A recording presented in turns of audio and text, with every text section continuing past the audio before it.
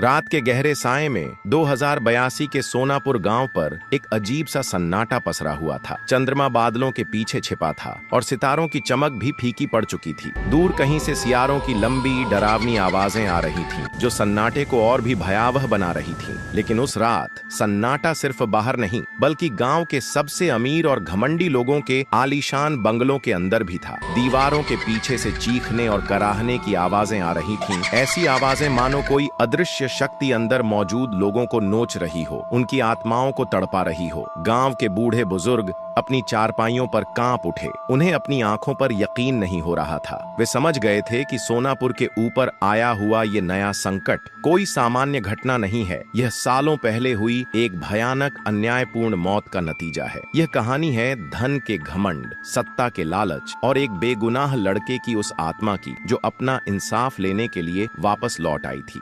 2062 में सोनापुर एक ऐसा गांव था जहां गरीबी और बदहाली ने अपने पैर जमा रखे थे। फसलें खराब होती थीं, पानी की कमी थी और लोग दिन रात मेहनत करने के बावजूद 2 वक्त की रोटी भी मुश्किल से जुटा पाते थे। गांव के ज्यादातर बच्चे स्कूल नहीं जा पाते थे और चारों तरफ निराशा का माहौल था। लेकिन इस गरीबी के बीच 4 लोग ऐसे थे जिनके पास बेहिसाब दौलत थी और जिनका घमंड आसमान छू रहा था। अज्जू, गांव का सबसे धूर्त और चालाक इंसान। उसकी आंखें हमेशा दूसरों की कमजोरियों को तलाशती रहती थीं। उसके पास अथाह पैसा था और वह इस पैसे के दम पर किसी को भी झुका सकता था। उसकी सबसे बड़ी ताकत थी लोगों को डराकर या बहला फुसलाकर अपना काम निकलवाना। वह हमेशा यह सुनिश्चित करता था कि कोई भी उसके खिलाफ आवाज न उठाए। लेकिन उसकी सबसे बड़ी कमजोरी थी उसका असीमित लालच। उसे हमेशा और ज्यादा पैसा चाहिए होता था, चाहे उसके लिए उसे किसी भी हद तक क्यों न जाना पड़े। ज्ञान, अज्जू का दाहिना हाथ और उसका सबसे अच्छा दोस्त। वह एक कुख्यात जुआरी था और हमेशा दूसरों को धोखा देकर उनके पैसे लूट कर ही कमाता था। ज्ञान की ताकत उसकी मीठी जबान थी, जिससे वह किसी को भी अपनी बातों में फंसा लेता था। वह लोगों को बड़े बड़े सपनों में उलझाता और फिर उनका सब कुछ छीन लेता। लेकिन उसकी कमजोरी थी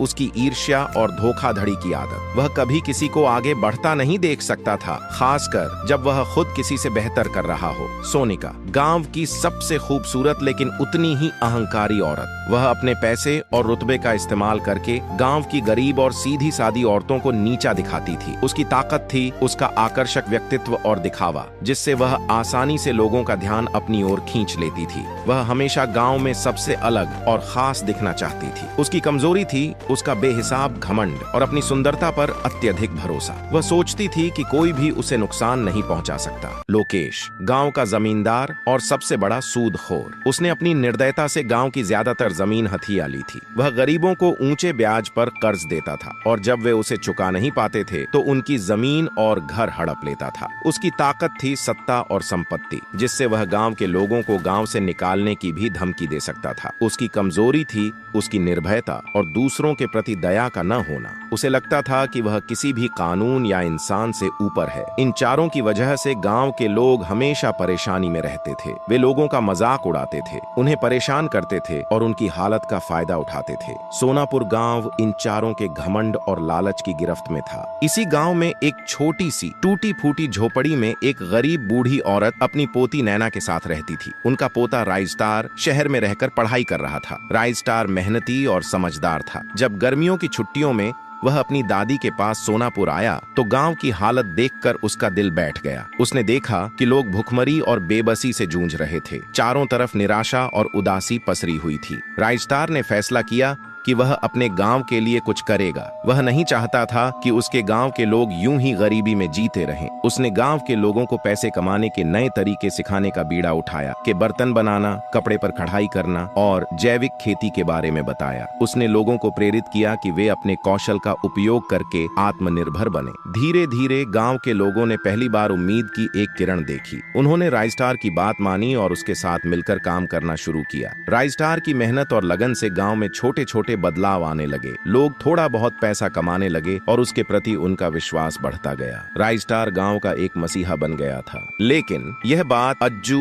ज्ञान, सोनिका और लोकेश को पसंद नहीं आई। उन्हें डर था कि अगर गांव के लोग आत्मनिर्भर हो गए तो वे उनकी गुलामी करना बंद कर देंगे। उनकी सत्ता और प्रभाव खतरे में पड़ जाएगा। वे नहीं चाहते थे कि कोई उनकी बनाई हुई व्यवस्था को चुनौती दे। एक दिन राइजस्टार ने गांव के लिए एक बड़ी योजना बनाई। उसने गांव वालों से कहा कि वह एक बड़ा हस्तशिल्प बाजार लगाएगा और शहर से बड़े बड़े व्यापारियों को बुलाएगा ताकि गांव के उत्पादों को बेहतर दाम मिल सके। यह सुनकर चारों का गुस्सा 7वें आसमान पर पहुंच गया। उन्होंने महसूस किया कि राइजस्टार उनके साम्राज्य के लिए एक बड़ा खतरा बन रहा था। उनका घमंड और असुरक्षा इस कदर बढ़ गई कि उन्होंने मिलकर एक भयानक साजिश रची। आधी रात का समय था। गांव गहरी नींद में सोया हुआ था। राइजस्टार अपनी दिन भर की मेहनत के बाद गांव के बाहर एक सुनसान जगह पर बैठा भविष्य की योजनाओं के बारे में सोच रहा था। तभी अंधेरे से अज्जू, ज्ञान, सोनिता और लोकेश वहां पहुंचे। उनकी आंखों में लालच और नफरत साफ झलक रही थी। तुम हमारे काम में दखल क्यों दे रहे हो? तुम्हें क्या लगता है तुम हमसे बड़े बन जाओगे? अज्जू ने अपनी धूर्त हंसी के साथ पूछा। राइजस्टार ने शांत और नम्रता से जवाब दिया, मैं बस गांव की मदद करना चाहता हूं। मैं आप लोगों को नुकसान नहीं पहुंचाना चाहता। लोकेश ने एक कदम आगे बढ़ते हुए कहा,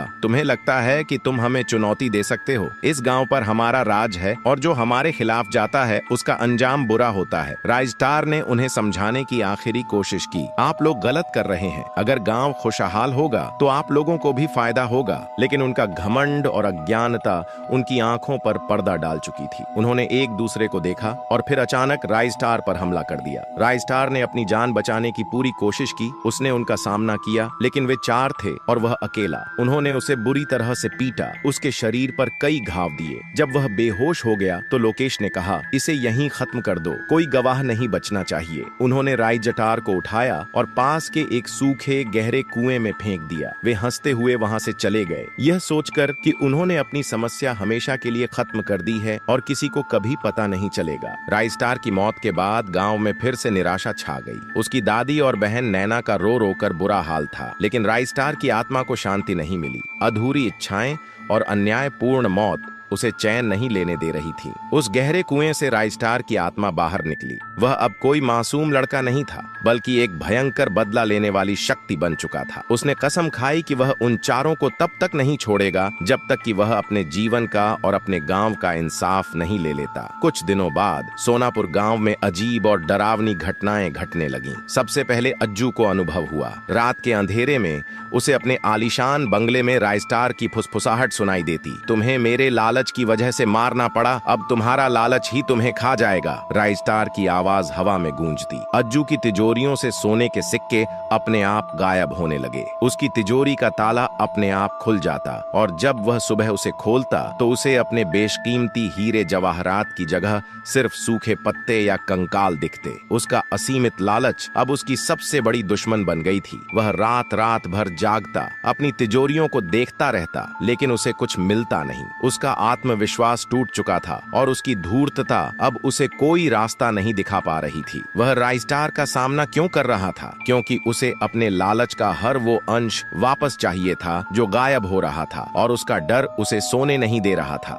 ज्ञान का पतन। ज्ञान को लगा कि वह अपनी चालाकी से बच जाएगा, लेकिन राइजस्टार ने उसे भी नहीं छोड़ा। राइजस्टार की आत्मा उसके जुए के खेल में घुस गई। ज्ञान जहां भी जुआ खेलता वह हार जाता। उसका सारा पैसा जो उसने धोखे से कमाया था पल भर में खत्म हो गया। उसे रात में मरे हुए जुआरियों की आत्माएं दिखती जो उसे मार डालने की धमकी देती। मैं हमेशा धोखा देकर जीता था, लेकिन आज मैं खुद हार रहा हूँ, ज्ञान ने फुसफुसाते हुए कहा। उसकी धोखाधड़ी की आदत ने ही उसे इस स्थिति में पहुंचा दिया था। वह दिवालिया हो गया था और उसे पता था कि उसे इस अदृश्य शक्ति का सामना करना पड़ेगा, क्योंकि उसका जीवन पूरी तरह से बर्बाद हो रहा था। सोनिता का अहंकार खंडित। सोनिता को लगा कि उसका घमंड और सुंदरता उसे बचा लेगी, लेकिन राइजस्टार की आत्मा ने उसे भी परेशान करना शुरू किया। सोनिता के आईने में उसका चेहरा डरावना दिखने लगा, कभी बूढ़ा कभी कंकाल। उसका मेकअप अपने आप बिगड़ जाता, उसके खूबसूरत कपड़े फट जाते। वह जहां भी जाती उसे लगता कि कोई अदृश्य आंखें उसे घूर रही हैं। एक दिन जब वह तैयार हो रही थी तो उसे आईने में राइजस्टार का गुस्सा भरा चेहरा दिखाई दिया। तुमने अपने घमंड के लिए मुझे मार डाला, अब तुम्हारा घमंड ही तुम्हारी पहचान मिटा देगा। राइजस्टार की आवाज आई। उसकी सुंदरता पर अत्यधिक भरोसा और घमंड अब उसकी सबसे बड़ी सजा बन गई थी। उसे यह सब इसलिए सहना पड़ रहा था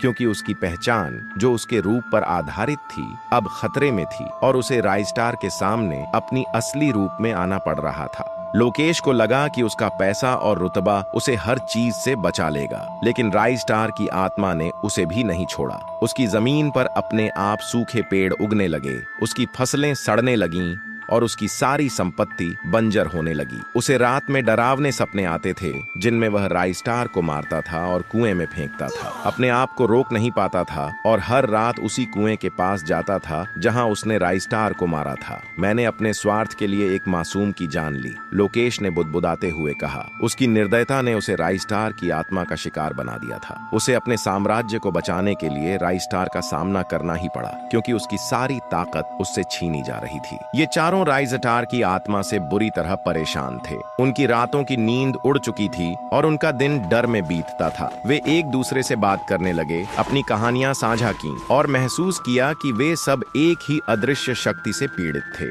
उनका घमंड टूट रहा था और वे पहली बार बेबस महसूस कर रहे थे। उन्हें अपनी खोई हुई दौलत, जुए में हारी हुई संपत्ति, बिगड़ता हुआ रूप और बंजर होती जमीन वापस चाहिए थी। उन्हें लगा कि राइस्टार को कुएं से बाहर निकालकर उन्होंने उसे और भी शक्तिशाली बना दिया है। उन्होंने गांव के लोगों से मदद मांगी, लेकिन कोई भी उनकी मदद के लिए आगे नहीं आया। जिन लोगों को उन्होंने सालों तक सताया था, वे अब उन्हें उसी हालत में देखकर चुप थे। वे समझ गए थे कि उन्हें अपनी लड़ाई अकेले लड़नी होगी। उन्हें राइस्टार का सामना करना ही पड़ेगा। आधी रात को उन सभी को एक ही सपना आया। उन्होंने देखा कि राइस्टार उन्हें उसी कुएं के पास बुला रहा था जहां उन्होंने उसे मारा था। वह एक काली परछाई के रूप में कुएं के किनारे खड़ा था और उन्हें अपने पास बुला रहा था। वे डर गए, लेकिन उनके पास कोई और रास्ता नहीं था। उनकी रातों की नींद, उनका सुकून, उनका पैसा, सब कुछ राइस्टार की आत्मा ने छीन लिया था। उन्हें लगा कि शायद कुएं पर जाकर वे इस आतंक से छुटकारा पा सकते हैं। डर और हताशा से भरे हुए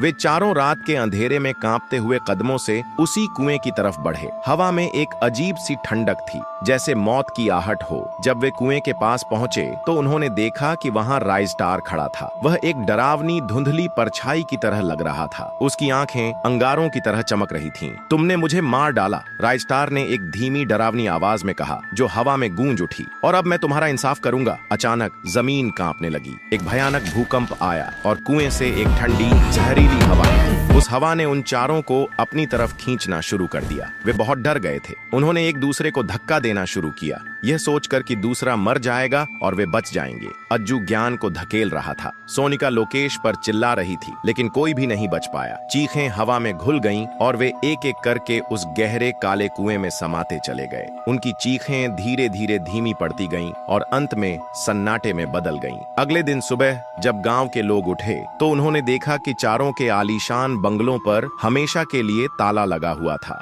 गांव के लोगों ने उन्हें ढूंढा, पुलिस को बुलाया, लेकिन वे कहीं नहीं मिले। उनका कोई निशान नहीं था। उनकी सारी दौलत, उनके सारे दस्तावेज, सब कुछ वहीं छोड़ दिया गया था। गांव के बूढ़े लोगों ने कहा कि वे गायब हो गए हैं। कोई कहता था कि राइस्टार की आत्मा ने उन्हें मार दिया था और उन्हें उसी कुएं में खींच लिया था जहां उन्होंने उसे मारा था। तो कोई कहता था कि वे अपने पापों के डर से कहीं दूर भाग गए थे, लेकिन कोई भी सच नहीं जानता था। सोनापुर गांव में राइस्टार की आत्मा का आतंक समाप्त हो गया था, लेकिन उस रात की घटना एक अनसुलझा रहस्य बन गई थी। आज भी सोनापुर के लोग रात में उस कुएं के पास जाने से डरते हैं और कई बार रात के सन्नाटे में उन्हें दूर से चीखने और कराहने की आवाजें सुनाई देती हैं, मानो उस कुएं में कुछ ऐसा कैद हो जो कभी शांत नहीं हो सकता। क्या वे चारों वास्तव में मर गए थे या वे किसी ऐसी जगह पर कैद हो गए थे जहां से कोई वापसी नहीं थी? यह सवाल आज भी सोनापुर गांव के लोगों के मन में गूंजता है।